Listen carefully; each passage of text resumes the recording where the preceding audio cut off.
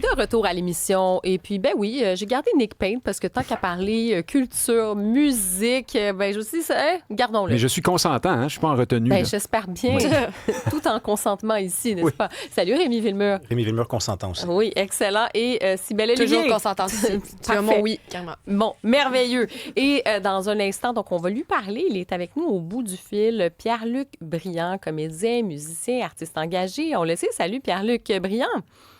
Ah, je pense qu'on va le connecter. Ouais, on va le connecter dans Il un est en petit état de instant. stupeur. Oui, c'est ça. Mais pourquoi on parle de ça? Parce qu'il a lancé, en fait, il a écrit une lettre ouverte aujourd'hui dans le Journal de Montréal. Et vraiment, il en appelle à ce que cette jeunesse québécoise retrouve le fameux goût pour sa propre culture, pour que ce soit la littérature, le Là, cinéma, je vais me rapprocher de la toutes borne. sortes de choses qu'on produit. Hein, on le disait d'entrée de jeu au début d'émission, cette culture, on nous parle de société distincte aussi. On a un bassin au pied carré d'artistes qui ont beaucoup de talent, mais encore faut-il avoir accès. Il y a la découvrabilité, il y a le goût aussi de consommer cette culture québécoise. Et il est parti d'un constat d'une étude de l'Observatoire de la culture et des communications du Québec qui révélait que les jeunes Québécois manifestent un intérêt déclinant, voire marginal pour leur propre culture. Et donc, il va nous dire, Pierre-Luc Briand, en quoi justement ça l'inquiète et surtout les pistes de solutions, sur quoi on peut travailler pour que les jeunes puissent non seulement avoir accès, mais avoir le goût de cette culture québécoise aussi. Pierre-Luc Briand, bonjour. Allô? Merci d'être là. Donc, ben oui, vous êtes sorti un petit peu de vos vacances pour écrire. Ça vous préoccupait. Déjà, de nous dire un petit peu le constat que vous avez fait sur les jeunes et la culture québécoise. Ben, ça fait longtemps qu'on constate qu'il y a un signal d'alarme, là. C'est pas la première étude qui pointe en ce sens.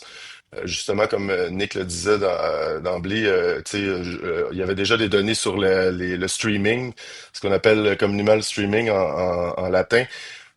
Où les jeunes Québécois, où les Québécois en général consomment 5% de la musique de leur nation, tandis que chez les Français, on parle d'à peu près autour de 50%. Donc, il y a un problème qui pointe depuis longtemps. Puis là, ben, je pense qu'il faut se mettre en mode solution.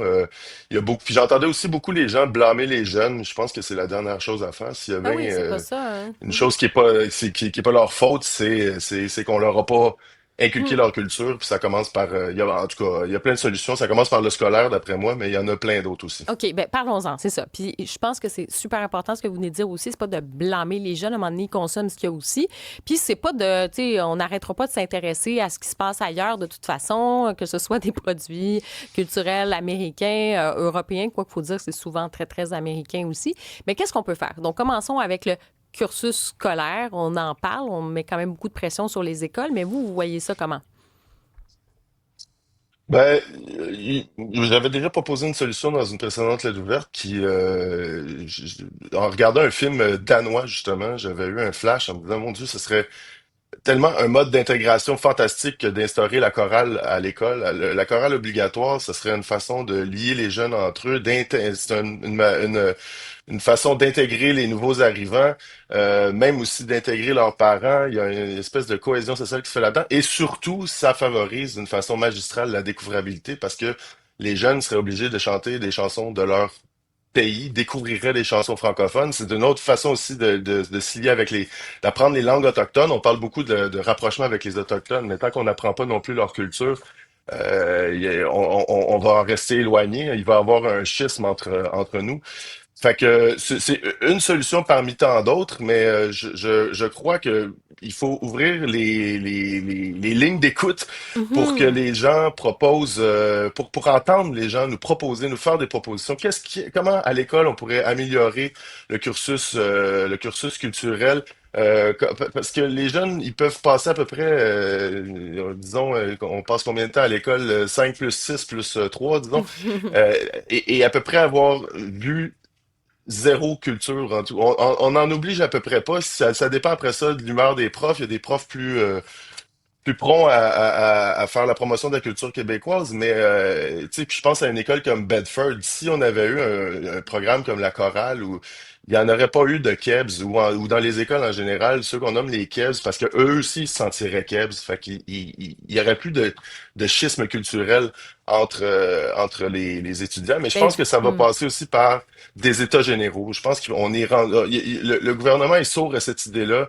L'industrie culturelle pas très chaude à cette idée-là non plus, mais je pense qu'il va falloir asseoir tous les acteurs de la culture, y compris les artistes, parce que les décisions en culture, on demande tout le temps l'avis de ceux qui mènent l'industrie culturelle, mais on demande très peu l'avis des artistes. Et puis dans ce cas-ci aussi, on devrait intégrer les jeunes pour savoir qu'est-ce qu'ils veulent, qu'est-ce qui les intéresse. Puis je pense que ça va passer par des tables de concertation comme ça, des tables importantes, il va falloir s'y mettre, parce que tant qu'on n'écoutera pas tout le monde, mais on n'aura pas toutes les pistes de solutions.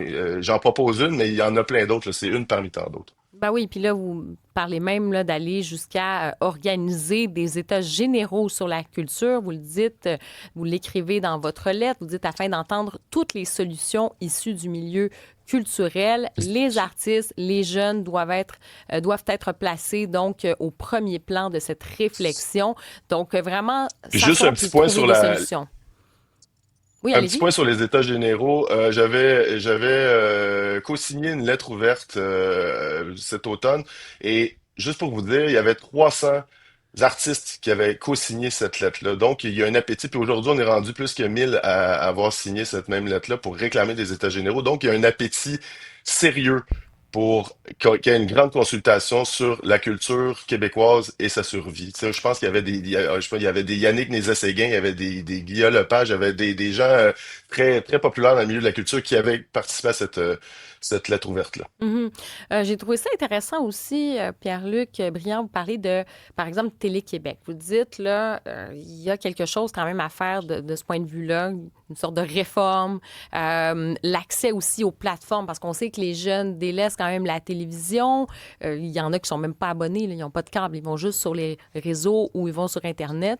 Donc, il y a aussi une occasion à saisir de ce point de vue-là. Vous la voyez comment? Qu'est-ce qu'on pourrait faire? Bah, dans un monde où la télévision devient un mode désuet qui ne s'adresse qu'à ceux qui ont grandi avec, on a complètement laissé passer les jeunes dans ça. Et il n'y a eu aucune adaptation. Puis je pense que l'idée d'une télé nationale, ça devient une idée Hmm. désuète. Pensons donc maintenant à une plateforme nationale sur laquelle pourrait se retrouver comme l'Institut national de l'audiovisuel français, où on pourrait mettre toutes les archives québécoises où on pourrait fabriquer du contenu, concevoir du contenu pour les jeunes, par les jeunes, du contenu qu'on pourrait même pousser sur des plateformes qui existent déjà, sur lesquelles les jeunes sont déjà TikTok et compagnie, faire du contenu via cette plateforme-là, qu'on pousserait sur ces plateformes-là pour les ramener à cette plateforme-là. Mais en tout cas, ça serait une plateforme où tout le contenu pourrait se trouver, comme ça, il n'y aurait pas d'éparpillement, parce que c'est pas vrai que les gens vont s'abonner à 4 plateformes québécoises payantes, en plus de Netflix, en plus de Amazon. Je pense qu'il est temps de consolider tout ce qu'on fait au Québec. En plus, parce que c'est la plupart du contenu québécois a été payé par les Québécois, par les Mhm. contribuables. Oui, Ça c'est vient de vrai. nos impôts. Donc, pourquoi faudrait repayer pour le revoir? Donc, ça devrait être accessible, universel, puis de façon géo-restreinte, là, pour pas que les producteurs, je veux dire, on veut pas devenir communiste non plus, là. Faut que les producteurs puissent avoir quand même une certaine marge de profit. Donc, on toucherait pas à l'international, aux ventes internationales, et puis il pourrait même avoir un temps d'exploitation pour les œuvres, puis dire, mettons, tu sais, après 4, 5 ans, t'es obligé de déposer ton œuvre sur la plateforme nationale. Mais en tout cas, ça centraliserait, puis le gouvernement a bien agi en ce sens-là, en proposant une loi qui impose aux marchands de télévision, aux fabricants de télévision, de mettre les logos des principales plateformes d'emblée, comme ils mettent Netflix, ben mettre du Point TV en ce moment. Mais Mhm. ça pourrait être justement la plateforme Télé-Québec, qui pourrait s'appeler autre chose que Télé-Québec, là, évidemment, là, mais Mhm. je pense qu'on a déjà l'infrastructure, puis ça pourrait faire une vraie structure nationale. Mais il y a un autre enjeu qu'on oublie, dont on parle très peu, c'est que tant qu'on n'aura pas les leviers pour gérer la découvrabilité sur les Mhm. plateformes multinationales, sur les GAFAM, on n'y arrivera pas. Et puis, on cède en ce moment ce pouvoir-là à un État qui s'en, excusez, je vais le dire parce que ça me fâche, qui s'en contre Chris. Ils veulent rien savoir de pousser le contenu québécois. Ça fait des années que la balle est dans leur camp. Je pense au CRTC. Il est temps qu'on se fasse un CRTQ, qu'on sorte de cet univers-là où on envoie 432 millions de dollars par année à Patrimoine Canada. Si on fait le calcul sur les 82 milliards qu'on envoie par année à Ottawa en général, on peut calculer qu'il y a 432 millions là-dedans qui reviennent à la culture. Donc ça, c'est pour dédoubler des programmes, c'est pour nous faire gérer, c'est pour nous priver de l'accès aux GAFAM, de pouvoir les taxer, de pouvoir les forcer à produire du contenu. Moi, souvent dans la rue, je me fais arrêter parce qu'il y a des gens qui regardent Au secours de Béatrice, Nos étés, qui me disent, ah, je t'ai vu sur Netflix. Et là, Netflix, en ce moment, justement, achète Mm. du vieux stock. Donc, ils se contraignent à faire quelque chose pour la culture québécoise, mais c'est en achetant du vieux stock, mais sont aucunement contraints d'en produire du neuf. Puis Pour ça, c'est le du nouveau CRTC qui contenu, devrait les forcer. c'est ça. Donc, on comprend. Exactement. Et d'ailleurs, ben non, mais on comprend ce coup de gueule. Puis, je pense qu'il a été très, très bien exprimé. Et d'ailleurs, vous le mentionnez clairement dans votre lettre. Là, vous parlez du poids paralysant de notre appartenance au Canada. Vous êtes très critique là-dessus. Vous dites que ça agit comme un sérieux frein. Je veux faire réagir mes collègues parce que ils sont comme ça, là, tout oui à ce que vous dites. Là, ils vous ont écouté avec grande attention. Rémi, Nick. Donc, Rémi, peut-être un petit commentaire déjà. Moi, je cherche un coupable dans cette histoire-là et j'en trouve deux, les jeunes et les vieux. C'est-à-dire que les jeunes ont la responsabilité d'être derrière la contre-culture. C'est aux jeunes de s'emparer de la culture. Quand on est en train constamment de dire qu'il faudrait que l'État crée un programme, une commission, une étude, un audit, la culture, ça vient d'en bas. Si les jeunes ont envie d'être québécois, de célébrer la culture québécoise, ça devrait venir relativement tout seul. Je suis pas, par contre, pas au courant qu'on est en Amérique et Oui. qu'il y a des contraintes linguistiques. Oui, et la mais culture... avec des nuances. Oui, avec des nuances. Tu sais, parce que quand tu as déjà une c'est ce que je fais. curiosité... Il y a des nuances, mais je veux dire, Ouais. mon point, Karima, c'est que Non, mais je trouve... on Oui, met mais Rémi, ton point, là. injecter à la seringue de l'argent dans la culture, là, doper la culture quand elle n'est pas célébrée instinctivement, Ouais, mais ça règle un petit peu le instinctivement, problème. C'est un plaster. Ben, je suis pas d'accord avec toi à 100 là. Tu sais, je regardais, par exemple, j'ai mon expérience française, je te le dis, les jeunes, dès qu'ils sont jeunes, dans des écoles, des lectures obligatoires, écoute, des piles de livres. À un moment donné, j'étais dans le train, juste une anecdote. J'étais dans le train, il y avait une jeune fille qui avait plein de livres, tu sais, comme quand même un peu poussé, là, tu sais, littérature, tout ça. Et je commence à lui poser la question. Je dis, qu'est-ce que vous lisez, tout ça. Puis elle commence à m'expliquer. Puis c'était des classiques. Il y avait un mix de... Puis tu sais, elle n'était pas vieille, la fille. Puis elle me disait, oui, mais c'est pour l'école. Donc, il y avait vraiment... Je sais qu'il y en a au Québec aussi à l'école. Là, il y a des lectures obligatoires, tout ça. Mais il y avait quand même cette valorisation-là. Et très jeune, d'inculquer ça, c'est que ce goût-là, je comprends que tu l'as, puis ça vient de la base. Mais à un moment donné aussi, c'est dans quel univers tu baignes. Si tu n'as jamais accès à cette culture-là, si on n'en fait pas la promotion, je veux bien croire que ça va inventer. Je te dis, la nature ayant horreur du vide, tu vas avoir d'autres genres de propositions aussi sur le web.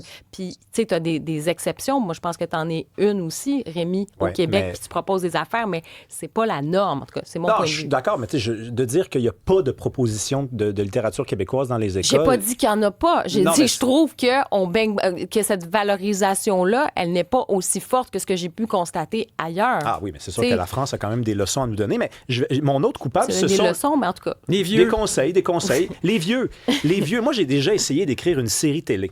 OK? Puis j'ai fait le tour des diffuseurs. Je suis allé faire des pitchs et les 3 diffuseurs m'ont dit « T'es trop jeune pour écrire une série télé. » Et là, je regardais, je calculais la moyenne d'âge des scénaristes de quotidiennes, de téléséries, de téléromans. Puis on était dans l'ordre du 60 à 70 ans. Il y a une génération qui devrait avoir l'élégance, à un moment donné, de se retirer. C'est-à-dire de donner la chance aux coureurs. Parce que là, il y a une hypocrisie, à un moment donné aussi. Puis en passant, si ça n'a pas marché, c'était peut-être aussi parce que c'était pas bon, mon affaire. Là. Ça fait partie des explications. Non, mais quand même. L'éléphant dans la pièce. À un moment donné, il y a une génération qui peut aussi dire « Hey, Oui. on a peut-être un petit peu une part de responsabilité là-dedans, même si les jeunes doivent s'emparer, je le répète, de la culture. Ils doivent sauter s'ils sont affamés. » Non, mais il y en a maintenant des jeunes, là, Mais est-ce que je scénaristes. peux réagir à ce que oui. Rémi a dit? Ben oui. Est-ce que Ben je oui, peux ben juste oui, réagir à ce que ben Rémi a dit certainement, d'emblée, puis, le premier point? Il faut pas oublier qu'on a grandi, on a à peu près le même âge, je pense, Rémi, ou t'es sûrement un peu plus jeune que moi, mais on a grandi avec la télé Et tout le monde était en même temps devant la même émission, ce qui fait que moi, je suis de la Mhm. génération Passe-Partout. On apprenait tous les mêmes chansons Mais en oui. même temps. On connaissait tous Saute Vous? Petite Grenouille, on connaissait tous J'ai peur un peu des fois. On voyait tous les mêmes émissions. Quand La Petite Vie passait, c'est de quoi on parlait dans la cour d'école le lendemain, c'était de ça. Et puis aujourd'hui, ben, il y a une explosion de ces... il y a plus de synchronicité culturelle. Donc les jeunes regardent tous des choses différentes à des moments différents. Souvent, ils regardent les mêmes choses, mais jamais en même temps. Fait qu'un n'a pas vu la même affaire en même temps que l'autre. Fait que dans cette perspective-là, on peut pas juste dire ah on va laisser aller le marché puis c'est aux jeunes de pousser pour leur culture. Ils poussent de toute façon. Tu sais, il y a une affaire qui vient d'être inventée, qui est le gala des influenceurs. C'est un gala incroyable où des jeunes influenceurs qui, sur n'importe quel sujet, l'histoire, ça part des fers à friser jusqu'à l'histoire ou les voyages, nommez-les. Et puis, les jeunes, c'est là-dessus, c'est de ça qu'ils sont captifs aujourd'hui. Il y a des millions de vues sur ces pages-là. Fait qu'il faut prendre note de ça, on peut pas dire que le gouvernement doit se détacher de ça puis que les jeunes pousseront pour leur propre culture. Ceci dit, pour ce qui est des vieux, je suis totalement d'accord. Il y a eu un déficit de transmission culturelle important. Et puis à l'école, ben pourquoi dans la cour d'école, quand on fait un party, c'est pas de la musique en français? Pourquoi au lieu d'écouter Frozen à Noël, ils écoutent pas La Guerre des Tucs ou favoriser le contenu québécois? La littérature d'ailleurs va un peu mieux parce que justement les jeunes sont plus forcés que à lire des livres que de regarder d'autres formes de culture québécoise à l'école, dans le Hmm. cursus scolaire. Ce qui fait que, étrangement, le livre se porte beaucoup mieux que les autres formes d'art. Je vais aller rapidement. Donc, réaction avec Cybèle Olivier et Nick Payne. Un premier, c'est Antoine qui dit c'est aussi la job des parents. Moi, à la maison, il n'y a aucun téléphone, mais c'est la lecture sans limite. Ça demande un peu de travail, mais ça finit par porter fruit. Puis quelqu'un d'autre, ça rejoint plus que ce que vous disiez, Nick, en départ et Rémi ensuite. Il dit quelle responsabilité mettez-vous sur les épaules des jeunes? Un plaisir est consommé quand il en est un. On peut pas forcer à consommer quelque chose qui n'est pas de leur goût. La culture se crée via le quotidien et la création des choses qui marquent l'histoire. Mais quand même, moi, je pense qu'il faut forcer. Parce que c'est en forçant parfois qu'après ça, on les incite à découvrir certaines choses qu'ils vont aimer ensuite. Si on les force jamais, ils iront jamais vers là nécessairement par eux-mêmes. Nick? Bon, alors on parlait des vieux, là on a eu la génération Passe-Partout. Moi, c'est la génération Bobino, je suis un petit peu entre les deux. Je pense Moi qu'on a aussi. bien couvert découvrabilité et transmission. Là. La découvrabilité, on est dans le désert, c'est vrai, puis la nature n'a pas seulement horreur du vide. Le vide a été rempli Ben depuis oui, puis t'as longtemps. des C'est l'Empire algorithmes, américain ben oui. avec son rouleau compresseur. C'est vrai ça aussi quand même, donc faut agir dans ce sens-là, mais il y a un autre problème, je pense, qui est sous-jacent à tout ça, c'est une question de perte de prestige. C'est notre identité, notre c'est langue, vrai. notre culture qui est en réelle perte d'attrait auprès de qui? De nous-mêmes et donc des jeunes encore plus. Puis ça, moi, j'ai une solution pour ça. Là. Je ne sais pas si vous en avez déjà entendu parler. Ça s'appelle l'indépendance du Québec. Je sais que c'est un gros projet, c'est un gros programme. Là, j'ai l'air de faire dans le prosélytisme politique, mais pas du tout.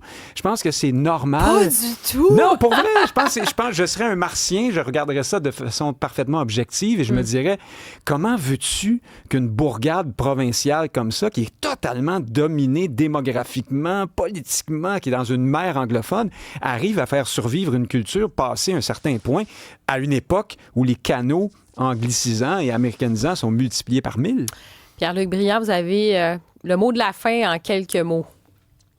Ben, la très bonne nouvelle à ce sujet-là, c'est que les 15-25 ans, là, je me souviens plus de la tranche d'âge exacte, sont majoritairement souverainistes. Donc, c'est peut-être parce que les jeunes sont poussés dans leur dernier retranchement, justement, devant une noyade démographique, devant une noyade culturelle qui pointe devant eux. L'avenir est un peu bouché, je pense, pour eux. Et puis donc, ben, le dernier retranchement, c'est l'indépendance du Québec. Et personnellement, je célèbre cela. Pierre-Luc Briand, comédien et musicien, on ira lire votre lettre ouverte là, pour que la jeunesse québécoise retrouve le goût de sa propre culture. Merci beaucoup d'avoir été avec nous aujourd'hui. Grand plaisir, merci.